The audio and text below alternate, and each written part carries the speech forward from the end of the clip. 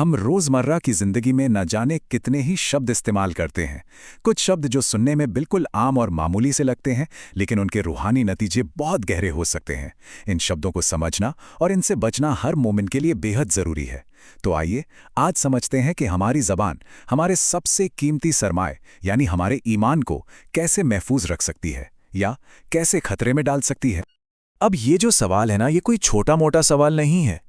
इसे समझना इसलिए जरूरी है क्योंकि दांव पर हमारा सबसे कीमती सरमाया हमारा ईमान लगा है। आज हम यही देखेंगे कि हमारी जबान, हमारे बोले गए शब्द कैसे इसे खतरे में डाल सकते हैं।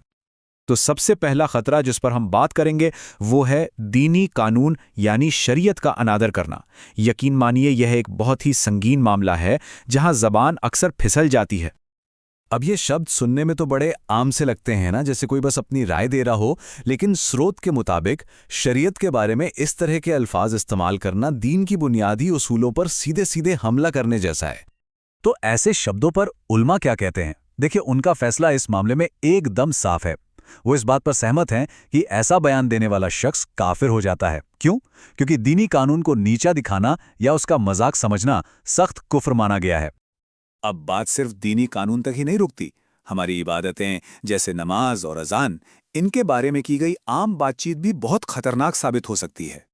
यहां कुछ मिसालें देखिए, चाहे वो अमीरी गरीबी का तंज हो या अल्लाह से शिकायत हो या फिर आज़ान का मजाक उड़ाना, ये सभी बातें दीन में बहुत ही संगीन मानी जाती हैं। जरा सोचिए, ये कहना कि अल्लाह ने हमें क्या दिया है, ये तो सीधे सीधे अल्लाह की नेमतों से इनकार करने जैसा है। तो सवाल ये उठता है कि आखिर इन बातों को कुफ्र क्यों माना जाता है? इतनी बड़ी बात क्यों? वजह यह है कि ये बातें सीधे तौर पर इस्लाम के एक बुनियादी स्तंभ को, एक फ़र्ज़ इबादत को रद्द कर देती हैं। ये सिर्फ एक राय नहीं है, बल्कि दीन की एक फ़र्ज़ इबादत का खुला इनकार है।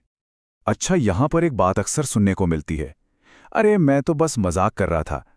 लोगों को लगता है कि उनकी नीयत अच्छी थी तो सब ठीक है, लेकिन स्रोत हमें ये बताता है कि मजाक में कहे गए शब्द भी किसी को ईमान से बाहर कर सकते हैं।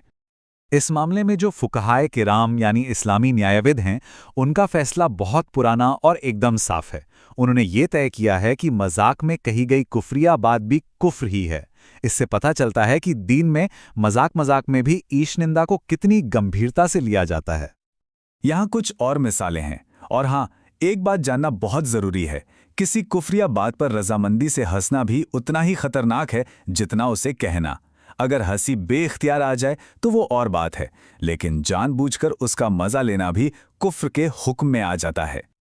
तो ठीक है, अगर किसी से ऐसी कोई गलती हो जाए तो क्या वापसी का कोई रास्ता है?